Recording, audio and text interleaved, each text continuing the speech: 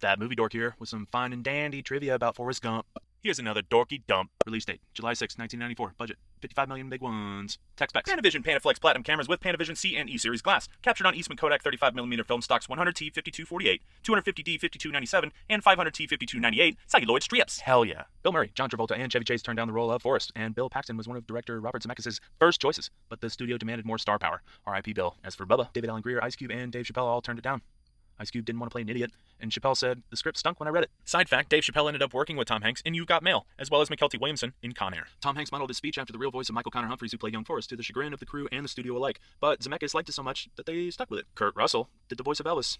Uncredited. No, thank you very much. The first boy who refuses to allow young Forrest to sit is Alexander Zemeckis, son of director Robert. The red-haired girl who refuses him is Elizabeth Hanks, Tom Hanks' daughter. That's not the only family in the movie. Also, Tom's brother, Jim Hanks, doubled for him on the picturesque scenes of Forrest running across America.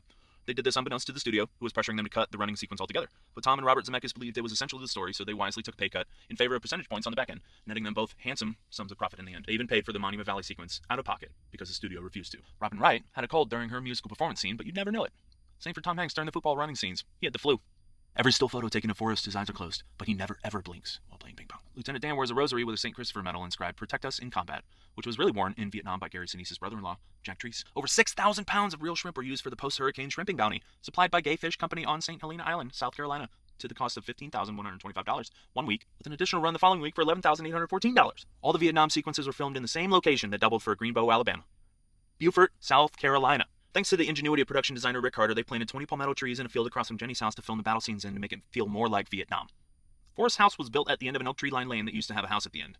Thanks to newfangled CGI at the time, they turned 200 extras at the Washington Monument into thousands. And they also utilized those assets again in Alabama football sequence.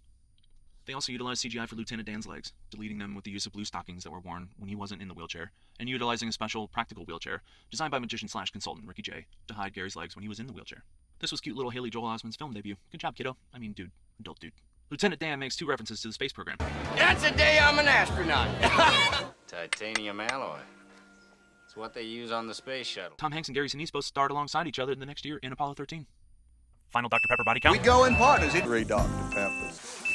20. The visual effects work in this movie earned them the Best Visual Effects Oscar in 1994. And the film also won Best Picture, which was the first time both Oscars were won by the same film. 3 years later, the same feat was achieved by Titanic. Final bag, 678.2 milli worldwide. Not bad for a movie about Just a local idiot. Selected for preservation in the National Film Registry by the Library of Congress in 2011 for being culturally, historically, or aesthetically significant. The marathon of films admitted that year would include Silence of the Lambs, El Mariachi, and Walt Disney's Bambi. That's just a little bit about the legend of Forrest Gump. Share your favorite factoids in the comments and shout out suggestions for more videos in the future. Pretty tired. I think I'll go home now.